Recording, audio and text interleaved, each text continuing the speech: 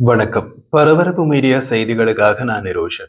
அமெரிக்க ஜனாதிபதி Donald Trump மற்றும் சீன ஜனாதிபதி ஷி ஜின்பிங் இடையிலான மிகவும் எதிர்பார்க்கப்பட்ட சந்திப்பு நடைபெற்று முடிந்துள்ளது. ட்ரம்ப் அமெரிக்க ஜனாதிபதியாக இந்த ஆண்டு ஜனவரி மாதம் பொறுப்பேற்ற பின்னர் இரு நாட்டு தலைவர்களும் சந்திப்பது இதுவே முதல் தடவை. ஜனாதிபதிகள் இருவரும் கடைசியாக நேரில் சந்தித்து பேசியது 2019ஆம் ஆண்டு. ட்ரம்பின் நிர்வாகத்தில் அமெரிக்காவுக்கும் உலகின் பல நாடுகளுக்கும் இடையே வர்த்தக மோதல்கள் உள்ளது. அமெரிக்காவுக்கும் சீனாவுக்கும் இடையில் வர்த்தக மோதல் நடைபெற்றுக் கொண்டிருக்கும் வேளையில் நடைபெற்ற இந்த சந்திப்பு முக்கியத்துவம் வாய்ந்ததாக பார்க்கப்படுகிறது. தென்கொரிய நகரான பூசானில் நடைபெற்ற இந்த சந்திப்பு சுமார் 100 நிமிடங்கள் நீடித்ததாகவும் இது திட்டமிடப்பட்டதை விட அதிக நேரம் நடைபெற்றதாகவும் சீன அரசு தொலைக்காட்சி சிசிடிவி கூறுகிறது. இந்த சந்திப்பு நடந்து முடிந்த பின்னர் இரு தலைவர்களும் சந்திப்பு குறித்து நேர்மறையான கருத்துக்களை தெரிவித்துள்ளனர். சந்திப்பு முடிந்து திரும்பி செல்லும் போது விமானத்தில் செய்தியாளர்களுடன் பேசிய ட்ரம்ப் இந்த சந்திப்பு பெரிய வெற்றி என்று குறிப்பிட்டார். ஷி ஜின்பிங் உடனான சந்திப்பு குறித்து மேலும் அவர் தெரிவித்த போது, இது ஒரு அற்புதமான சந்திப்பு. ஜனாதிபதி ஷி ஜின்பிங் ஒரு சிறந்த தலைவர் என்று ட்ரம்ப் கூறினார். நாங்கள் பல முக்கியமான விஷயங்களில் ஒரு முடிவுக்கு வந்துள்ளோம் என்றும் அவர் தெரிவித்தார். அதே போன்று முக்கிய வர்த்தக விவகாரங்களில் இரு நாடுகளும் ஒத்த கருத்தை எட்டியுள்ளதாக கூட்டத்திற்கு பின் சீன அரச ஊடகத்தில் சீன ஜனாதிபதி ஷி ஜின்பிங்கின் கருத்துக்கள் வெளியாகியுள்ளன. தென்கொரியாவில் விமான நிலையத்தில் நடைபெற்ற செய்தியாளர் சந்திப்புக்கு பின்னர் தனது ஏர்போர்ஸ் ஒன் விமானத்தில் ட்ரம்ப் புறப்பட்டு சென்றார். அப்போது செய்தியாளர்கள் அவரிடம் சீன ஜனாதிபதியுடனான உங்கள் சந்திப்பை 1 முதல் 10க்குள் எவ்வாறு மதிப்பிடுவீர்கள் என்று கேட்டபோது அவர் அதற்கு 10க்கு 12 மதிப்பிடுவதாகவும் இந்த சந்திப்பு ஒரு பெரிய வெற்றி என்றும் கூறினார். நாங்கள் பெற்ற மகத்தான வெற்றிக்கு அவர்கள் என்னை வாழ்த்தினார்கள் என்று ட்ரம்ப் கூறினார். ட்ரம்ப் வெற்றியடைந்ததாக மாறு தட்டுகின்றார். ஆனால் சற்று ஆழமாக பார்த்தால் இதற்கு முன்னர் சீனாவுடன் மோதிய போது ஏற்பட்டது போலவே ட்ரம்ப் தான் தோல்வியடைந்தார். ஷி ஜின்பிங் அமைதியாக இருந்தே ஜெயித்துள்ளார். அடுத்த ஆண்டு ஏப்ரல் மாதத்தில் சீனாவுக்கு செல்வேன் என்று ட்ரம்ப் தெரிவித்தார்.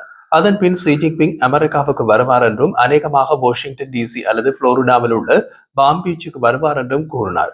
இந்த சந்திப்பில் தாய்வான் குறித்து பேசப்பட்டதா என்று கேட்டதற்கு தாய்வான் ஒரு பொதுமக்கள் விவாதங்களில் வரவில்லை என்று ட்ரம்ப் பதிலளித்தார்.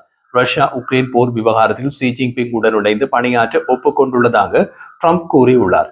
அது பற்றி கூறிய ட்ரம்ப், உக்ரைன் விவகாரத்தில் நாங்கள் இருவரும் ஒன்றாக வேலை செய்ய போகின்றோம். சில நேரங்களில் நீங்கள் ரஷ்யா மற்றும் உக்ரைனை போர் புரிய அனுமதிக்க வேண்டும் என்று நினைக்கின்றேன். ஆனால் நானும் சீன ஜனாதிபதியும் உக்ரைன் போர் விஷயத்தில் ஒன்றாக வேலை செய்ய போகிறோம் என்று அவர் கூறினார். உக்ரைன் போரை 24 மணி நேரத்துக்குள் நிறுத்துவேன் என்று கூறிய ட்ரம்ப் போரை நிறுத்துவதற்கு புட்டினுக்கு பல காலக்கெடுவையும் எச்சரிக்கைகளையும் கொடுத்தார். எதுவும் சரி வரவில்லை. அதனால் இப்போது சில நேரங்களில் நீங்கள் ரஷ்யா மற்றும் உக்ரைனை போர் புரிய அனுமதிக்க வேண்டும் என்று நினைக்கின்றேன் என்று பிளேட்டை திருப்பி போட்டுள்ளார். சீன ஜனாதிபதி ஷி ஜின்பிங்குடன் நடந்த சந்திப்புக்கு சில நிமிடங்கள் முன்னதாக அணு ஆயுதங்களை உடனடியாக சோதிக்க அமெரிக்கா போர்த்துறைக்கு ஜனாதிபதி ட்ரம்ப் உத்தரவிட்டிருந்தார். அது குறித்து தென்கொரியாவில் ஷி ஜின்பிங் முன்னிலையில் சந்திப்பு தொடங்குவதற்கு முன்பாக கேள்வி எழுப்பிய போது ட்ரம்ப் அந்த கேள்விக்கு பதில் கொடுப்பதை தவிர்த்து விட்டார். பின்னர் விமானத்தில் செய்தியாளர்களை சந்தித்த போது மற்ற முக்கிய நாடுகள் அணு ஆயுத சோதனையை செய்ய தொடங்கியுள்ளதால் அமெரிக்கா அணு ஆயுத சோதனையை மீண்டும் தொடங்க இது பொருத்தமான நேரம் என்று ட்ரம்ப் கூறினார். அமெரிக்காவிடம் மிகப்பெரிய அணு ஆயுத கையிருப்பு உள்ளது என்பதை சுட்டிக்காட்டிய ட்ரம்ப், எமது அணு ஆயுத சோதனைகள் மற்ற நாடுகளுடன் தொடர்புடையது என்றார். மிகப்பெரிய சிப் தயாரிப்பு நிறுவனம் என்பிடியாவின் தலைமை நிர்வாக அதிகாரி ஜென்சன் குவாங்குடன் சீனா விரைவில் பேசும் என்று ட்ரம்ப் கூறினார். அமெரிக்க அதிகாரிகள் இந்த விவாதங்களில் ஒரு வகையான நடுவராக செயற்படுகிறார்கள் என்று குறிப்பிட்டார். ஒரு நிருபரின் கேள்விக்கு பதில் கொடுக்கும் விதத்தில் இந்த பேச்சுவார்த்தைகள் பிளாக்பெல் சிப்பை உள்ளடக்காது என்று ட்ரம்ப் கூறினார். பிளாக்பெல் சிப் என்பது செயற்கை நுண்ணறிவுக்கான என்பிடியாவின் மிகச்சிறந்த சிப் என்று கருதப்படுகிறது. என்பிடியாவின் தலைமை நிர்வாக அதிகாரி ஜென்சன் குவாங்குடன் சீனா விரைவில் பேசும் என்று அந்த பேச்சுவார்த்தையில் இது குறித்து பேசப்படும் என்ற விவரத்தை ஜனாதிபதி ட்ரம்ப் தெரிவிக்கவில்லை. சீனா ஏகபோகம் செலுத்தும் அரிய தாதுக்கள் ஏற்றுமதியில் கட்டுப்பாட்டை கொண்டிருப்பது போன்று அமெரிக்கா தரமான சிப்கள் தயாரிப்பில் கட்டுப்பாட்டை வைத்திருக்கிறது. அரிய தாதுக்கள் வர்த்தகம் தொடர்பான பிரச்சினை தீர்க்கப்பட்டு விட்டது என்று ட்ரம்ப் குறிப்பிட்டார். ஆனால் அது குறித்து எந்த விவரங்களையும் அவர் வழங்கவில்லை. சீனாவிலிருந்து அரிய தாதுக்கள் ஏற்றுமதிதான் அமெரிக்காவுக்கும் சீனாவுக்கும் இடையிலான மோதலின் முக்கிய புள்ளியாக உள்ளது. முக்கியமான கனிமங்களின் செயலாக்கத்தின் சீனா ஏகபோகத்தை வைத்திருக்கிறது. மேலும் சமீபகால வாரங்களில் அரிய தாதுக்கள் ஏற்றுமதிகள் மீது அதன் பிடியை இறுக்கிய சீனா பல நிபந்தனைகளை விதித்தது. ஷி ஜின்பிங் உடனான சந்திப்புக்கு பின் ட்ரம்ப் சீனாவில் இருந்து இனி எந்த தடையும் இல்லை என்று கூறினார். வாஷிங்டனும் பெய்ஜிங்கும் பல விஷயங்களில் உடன்படுகின்றன என்று அவர் குறிப்பிட்டார். உடனடியாக நடைமுறைக்கு வரும் விதத்தில் அமெரிக்காவுக்குள் வரும் ஃபென்டானிலுக்கான ரசாயன பொருட்களை முடக்குவதாக சீனா உறுதியளித்துள்ளது. அதற்கு ஈடாக முன்பு அறிவிக்கப்பட்ட அனைத்து சீன பொருட்கள் மீதான வரிகளை அமெரிக்கா குறைக்கும் என்று ட்ரம்ப் கூறினார். இந்த வரி குறைப்பு சீன இறக்குமதிகள் மீதான குறைந்தபட்ச வரியை 20% குறைக்கும், மேலும் சராசரி வரி வீதம் சுமார் 47% குறையும். இது பல அமெரிக்க வர்த்தக கூட்டாளர்களுடன் ஒப்பிடும் போது உயர்ந்தது, ஆனால் உலகின் பிற பகுதிகளுடன் இன்னமும் ஒத்துப்போகின்றது. அதே நேரத்தில் இந்தியா மீது விதிக்கப்பட்ட 50% வரி விதிப்பை விட குறைவானது. முன்பு அறிவித்தபடி சீனா அதிகளவு சோயாபீன்களை வாங்க தொடங்கும் என்று ட்ரம்ப் குறிப்பிட்டார். அந்த செயலை நான் பாராட்டினேன் என்றும் அவர் கூறினார். இந்த இறக்குமதி வரி குறைப்பு அமெரிக்க வாங்குவோருக்கு சில நிவாரணங்களை அளிக்கக்கூடும். மேலும் சீன பொருட்கள் அமெரிக்காவில் ட்ரம்பின் அதிக வரிகள் காரணமாக அமெரிக்க மக்களால் புறக்கணிக்கப்பட்ட நிலையை நீக்கக்கூடும். ஆனால் வரி குறைப்பு ட்ரம்ப் நிர்வாகத்துக்கு ஒரு குறிப்பிடத்தக்க சூதாட்டமாகும். இது சீனாவுடனான அமெரிக்காவின் எதிர்க்கு முன் நடக்காத வர்த்தக போரில் தொடர்ச்சியான சிக்கலை எதிர்வைத்திருக்கிறது. ட்ரம்ப் ஒவ்வொரு திருப்பத்திலும் வர்த்தக போரில் ஷி ஜின்பிங்கால் தோற்கடிக்கப்பட்டார். வியாழக்கிழமை அவர்கள் நேரில் சந்தித்தது கூட ட்ரம்ப் ஏற்கனவே சீனாவின் கோரிக்கைகளுக்கு கீழ்ப்படிந்து விட்டார் என்பதை குறிக்கிறது. இதற்கிடையில் ட்ரம்ப் தனது முக்கிய கூட்டாளிகளுடனான அமெரிக்காவின் உறவை மேலும் அரிக்கும் அதே வேளையில் அதன் முக்கிய பொருளாதார எதிரியுடன் நட்புறவை பெறுவதற்கான அபாயத்தை எதிர்கொள்கின்றார்.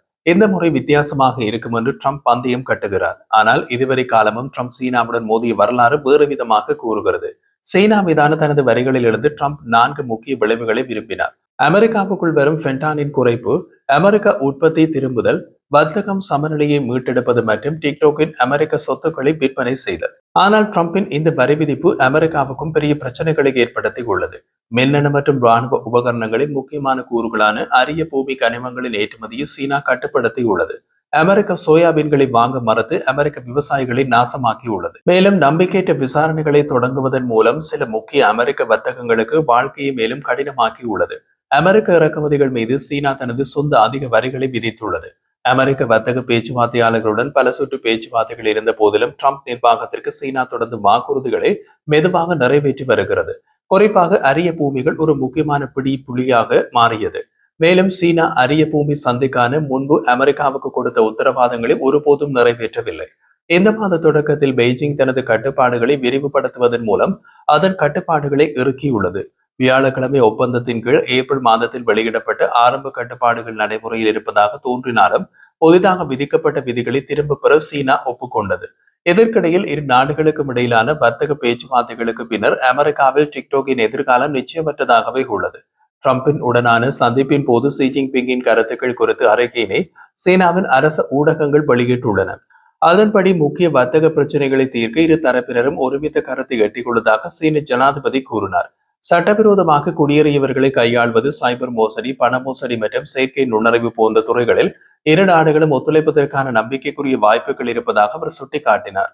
சீனாவும் அமெரிக்காவும் கூட்டாக பெரும் சக்திகளின் பொறுப்பை நிரூபிக்க முடியும். இரு நாடுகளுக்கும் உலகுக்கு மிகவும் குறிப்பிடத்தக்க நடைமுறை மற்றும் நன்மை பயக்கும் முயற்சிகளை நிறைவேற்ற ஒன்றிணைந்து செயல்பட முடியும் என்றும் அவர் கூறியதாக சீன ஊடகங்கள் செய்தி வெளியிட்டுள்ளன.